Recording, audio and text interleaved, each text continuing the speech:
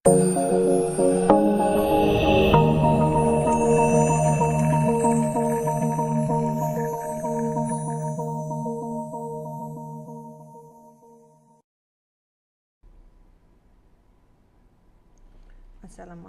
warahmatullahi wabarakatuh. Salam sejahtera bagi kita semua. Semoga kita semua selalu diberikan nikmat sehat dan selalu dalam lindungan Allah Subhanahu wa taala. Pada video pembelajaran kali ini saya akan membahas Pancasila sebagai etika bermasyarakat, berbangsa dan bernegara pada bab 4 materi pendidikan Pancasila.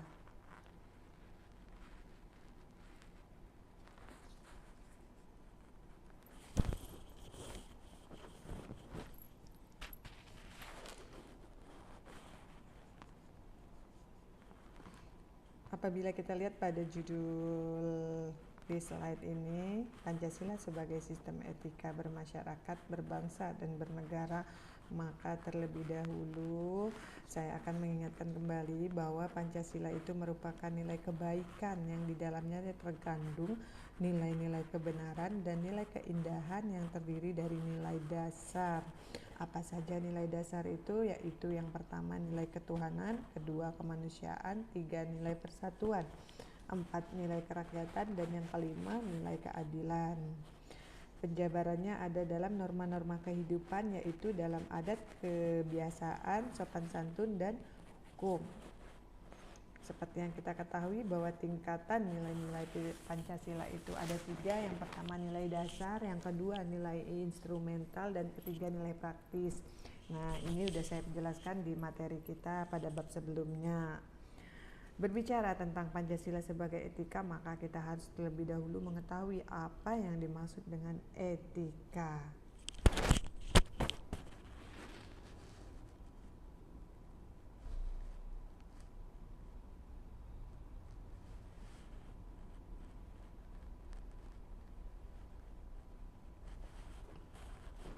Etika itu sendiri berasal dari bahasa Yunani, yaitu ethos, yang memiliki pengertian kebiasaan atau adat. Ada banyak asal kata dari etika itu sendiri. Ada etikos, moral atau karakter. Ta etika yang memiliki arti adat kebiasaan, ilmu yang mempelajari tentang moral dan adat kebiasaan, atau tata cara bagaimana hidup yang baik yang diwariskan dari generasi ke generasi. Apabila kita berbicara tentang etika, ada tiga kata sebenarnya ya. Kalau di sini cukup dua saja, tapi nanti saya tambahkan lagi ada satu lagi, yaitu pertama etika, yang kedua etiket, dan ada lagi istilah kode etik. Ketiga istilah ini sudah tidak asing lagi bagi kita semua, sudah familiar sekali di telinga kita. Tetapi dalam mengartikan atau membedakannya mungkin kita punya kesulitan. Nah, apa itu etika? Etika itu lebih kepada perilaku yang baik atau buruk. Sedangkan etiket lebih kepada cara yang lebih tepat yang diharapkan dalam suatu komunitas tertentu. Kalau ruang lingkup berlakunya, etika itu selalu berlaku atau bersifat universal pada semua orang, kepada golongan manapun dan di lingkungan manapun. Sedangkan etiket hanya berlaku dalam pergaulan tertentu, atau etiket itu hanya berlaku untuk suatu komunitas tertentu. Etika sifatnya mutlak, tidak dapat ditawar-tawar, tidak dapat diganggu-gugat. Ketika itu bertentangan dengan moral, maka dikatakan itu sesuatu hal yang buruk. Ketika dia sejalan dengan yang moral, maka itu dikatakan hal yang baik atau hal yang diharapkan. Sedangkan etiket sifatnya itu relatif, baik menurut golongan A belum tentu baik menurut golongan B, seperti itu. Kita contohkan, kalau etika contohnya apa? Di sini contohnya kewajiban untuk memberi kepada yang membutuhkan, larangan mengambil barang orang lain tanpa memberitahu atau tanpa izin. Nah, kita pada contohnya langsung. Mencuri merupakan suatu perbuatan yang melanggar moral. Tidak penting mencurinya dengan tangan kanan atau tangan kiri. Mencurinya karena kelaparan, karena kepepet, karena terjepit keadaan, atau karena hal-hal lainnya. Yang dilihat itu mencuri itu merupakan perbuatan yang melanggar moral atau dia adalah perilaku yang buruk. Nah, itu contoh etika. Mencuri kan mau perbuatannya dilakukan karena kesusahan, karena lagi kelaparan, karena kondisi yang terjepit, yang orang tahu bahwa mencuri itu sesuatu hal yang buruk, yang bertentangan atau melanggar moral. Dengan kata lain, dia selalu berlaku atau bersifat universal, mau sama golongan manapun, oleh siapapun. Mencuri itu suatu perbuatan yang buruk, yang melanggar moral. Nah, jadi bisa disampaikan contoh dari etika. Salah satu contohnya itu tadi kita contohkan dengan mencuri. Berikutnya etiket. Tadi kan di sini sudah dijabarkan pengertiannya, ruang lingkup berlakunya, sifatnya, dan kita sekarang ke contohnya. Di sini dituliskan atau disebutkan memberikan sesuatu kepada orang lain dengan tangan kanan, mengeluarkan bunyi saat makan. Tuh contoh etiket. Kita kepada contoh yang lebih spesifik lagi. Makan dengan tangan kanan, cara yang tepat ya. Kalau ada yang makan dengan tangan yang kiri seperti apa? Cara makan kita itu dengan tangan kanan, tapi ada lagi orang lainnya makan mempergunakan tangan kiri. Nah, tanpa kita mengetahui sebabnya mengapa si B ini makannya dengan tangan kiri. Nah, ini tidak bisa dianggap si B yang makan dengan tangan kiri itu dianggap itu tidak sopan.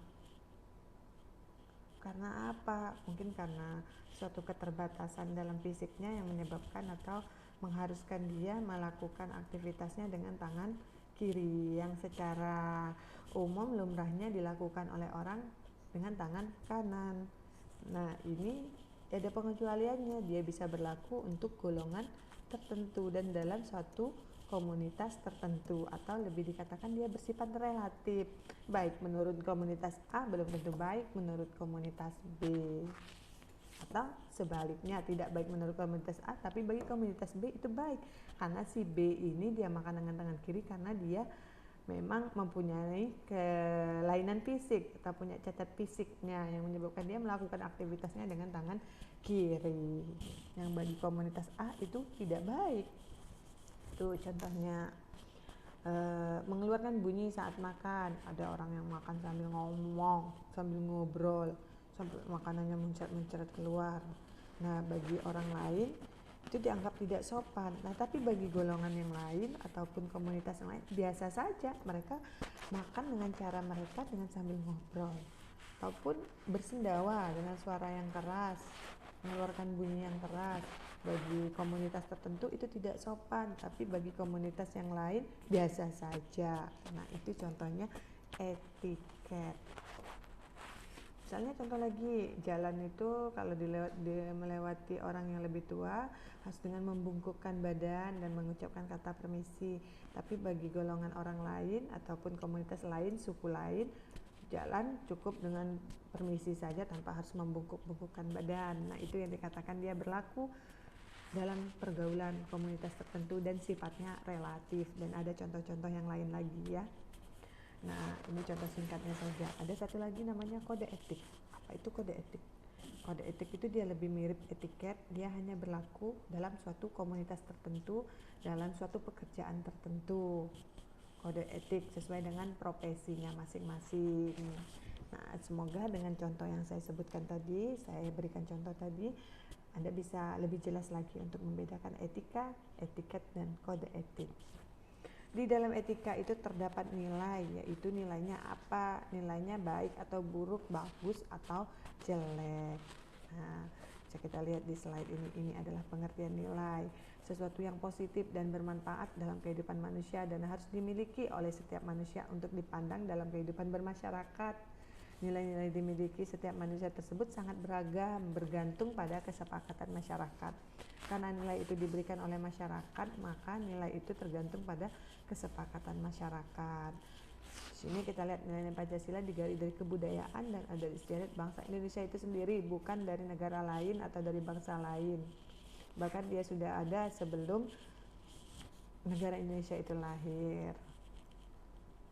Jadi karena pengaruh perkembangan masyarakat kita, pengaruh globalisasi, westernisasi, pola atau gaya hidup kebarat-baratan, sehingga nilai itu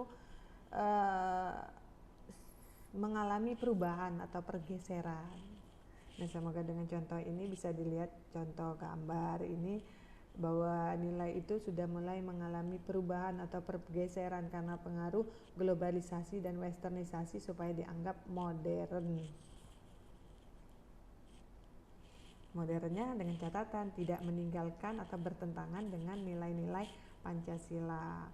Nah, ini ada aliran-aliran etika, ini bisa dibaca ya pada slide ini, silakan Anda baca sendiri. Ada etika teleologis, ada etika aliran egoisme etis, ada aliran utilitarianisme, ada banyak sekali aliran-aliran etika yang ada di dunia. Ada etika deontologis, sedangkan untuk Indonesia itu tidak menganut etika aliran negara manapun. Etika dalam kehidupan bermasyarakat, berbangsa, dan bernegara di Indonesia itu dengan aliran Indonesia sendiri, yaitu etika Pancasila. Karena sila Pancasila itu mengatur perilaku warga negara dalam kehidupan bermasyarakat, berbangsa, dan bernegara di Indonesia. Dalam etika Pancasila tergantung nilai-nilai, nilai ketuhanan, kemanusiaan, persatuan, kerakyatan, dan nilai keadilan dalam semua aspek kehidupan bermasyarakat, berbangsa, dan bernegara di Indonesia. Jadi segala sesuatu yang dilaksanakan di Indonesia oleh warga negara Indonesia didasarkan pada etika Pancasila. Lebih seperti itu ya. Jadi seperti apa? Misalnya kita lihat contohnya sila pertama, sila ketuhanan, di dalamnya mengandung dimensi moralitas, mendekatkan diri manusia kepada Sang Pencipta, ketaatan dan keikhlasan. Perbuatan kita akan dikatakan baik apabila tidak bertentangan dengan perintah dan larangan Tuhan Yang Maha Esa. Tapi kita lihat pada saat ini karena pengaruh perkembangan era globalisasi, sila ketuhanan ini dalam pelaksanaannya sudah bertentangan dengan etika Pancasila. Orang banyak melakukan hal-hal dengan menghalalkan segala cara untuk mencapai tujuan, kemenangan, dan kenikmatan dunia, sehingga hal tersebut bertentangan dengan perintah dan larangan Tuhan Yang Maha Esa atau Allah Subhanahu wa Ta'ala. Ini menunjukkan bahwa etika Pancasila dalam pelaksanaan dimensi kehidupan moral atau sila ketuhanan Yang Maha Esa tadi sudah mulai bergeser, sudah mulai luntur, sudah mulai hilang dalam diri bangsa Indonesia. Yang kedua yaitu sila ketuhanan, yang kedua sila kemanusiaan ya, sila kedua mengandung dimensi humanis,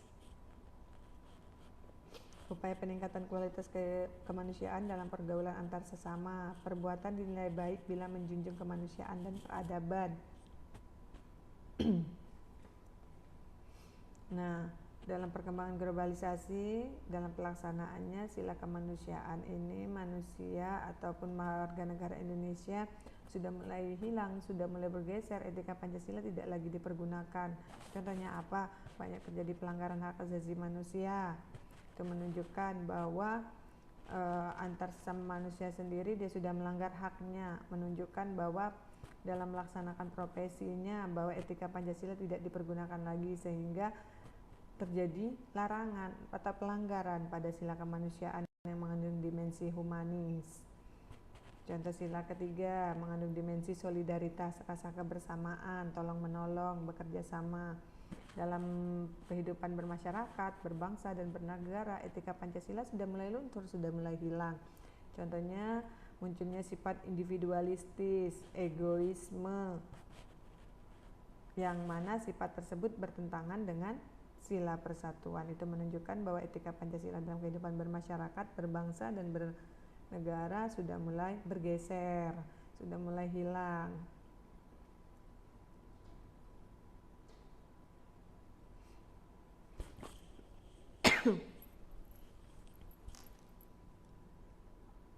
Sila keempat, sikap menghargai orang lain, mau mendengar pendapat orang lain, tidak memaksakan kehendak kepada orang lain. Bagaimana sila ini dalam kehidupan bermasyarakat, berbangsa dan bernegara? Apakah etika Pancasila pada sila keempat masih dipergunakan, dilupakan, dihilangkan, atau memudar? Nah, kalau kita lihat banyak sekali kehidupan, khususnya contohnya dalam kehidupan politik ya, bahwa banyak hal-hal yang dilakukan atau cara-cara yang kurang tepat yang digunakan untuk mencapai tujuan kemenangan yang diinginkan. Adanya pemaksaan kehendak kepada orang lain, contohnya apa? Terjadinya penggelembungan suara, demonstrasi, unjuk rasa ketika pasangan calonnya kalah dalam suatu pemilihan. Para pendukungnya, masanya melakukan aksi demonstrasi.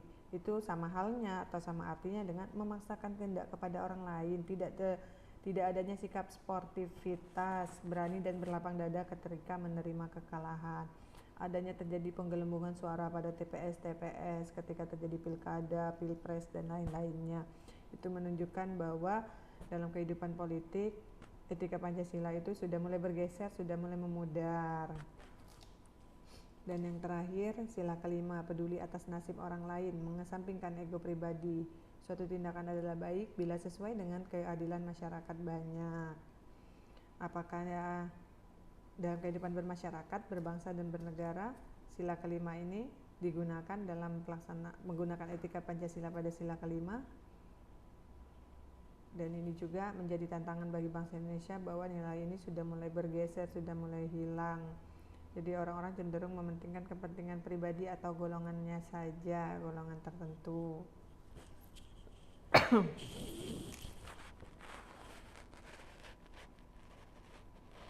Nah, ini ya nilai ketuhanan. Ini nilai-nilai dasar yang ada dalam Pancasila, sehingga nilai dasar ini harus digunakan dalam pelaksanaan kehidupan bermasyarakat, berbangsa dan bernegara. Dan yang terakhir yaitu tantangan Pancasila sebagai etika di Orde Lama, Orde Baru, dan Orde Reformasi. Kalau Orde Lama merupakan orde mulai merangkaknya Indonesia sebagai sebuah negara yang merdeka, baru mulai menata kehidupan bernegara di Indonesia, sehingga memang mungkin masih banyak terjadi kekurangan-kekurangan dalam konsep bernegara, itu masih banyak terjadi kekurangan. Dalam Orde Baru, cikal bakal lahirnya korupsi, kolusi, dan nepotisme itu terjadi di era Orde Baru. Nah, di sini bisa dibaca, dan era reformasi itu sendiri.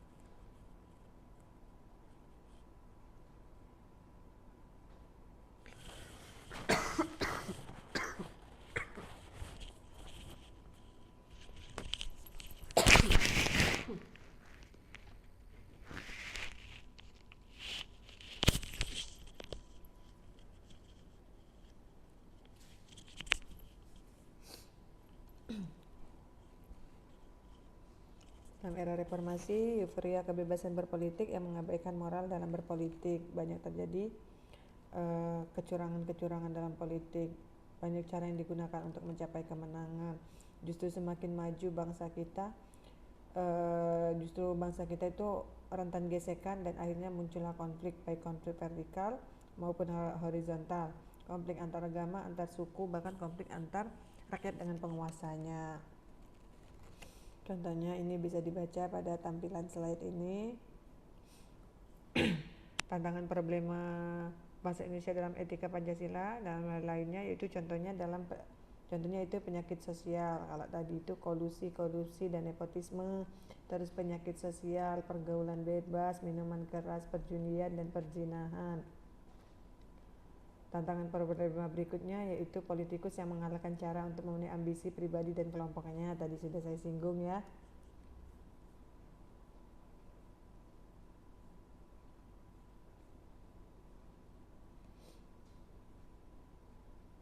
Jadi secara umum dapat ditarik kesimpulan bahwa dalam pelaksanaan kehidupan bermasyarakat, berbangsa dan bernegara, Pancasila itu harus ada, dijadikan etika dalam melaksanakan kehidupan bermasyarakat, berbangsa dan bernegara, agar nilai-nilai Pancasila itu tidak luntur, bergeser, ataupun bahkan hilang, dilupakan oleh bangsa kita sendiri.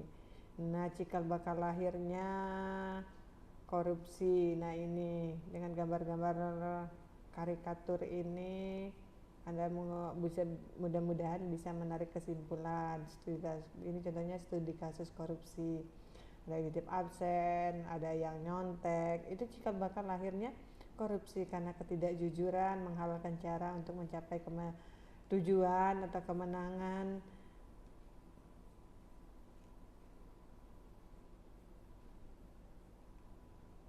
Karena apa ini dilakukan? Yang pertama, akarnya itu ada di nilai dimensi moralitas, yaitu sila yang pertama.